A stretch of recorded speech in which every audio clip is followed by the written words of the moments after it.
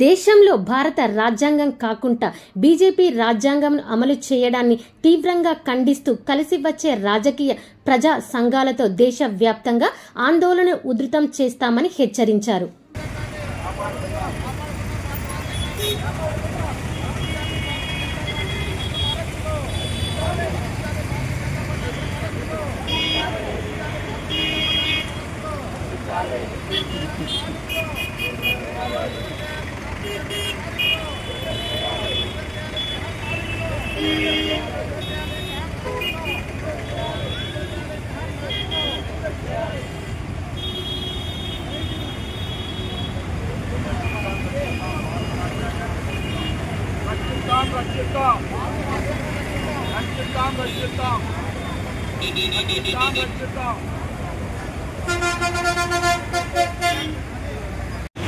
కేవలం బీజేపీ రాజ్యాంగాన్ని అమలు చేస్తూ ఉంది.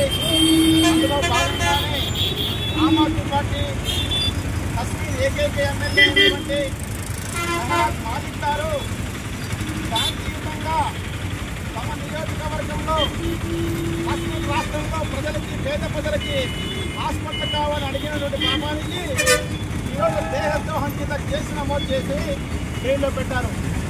ఈ విషయాన్ని యావత్ ప్రజానికం మొత్తం కూడా పరిశీలిస్తూ ఉంది.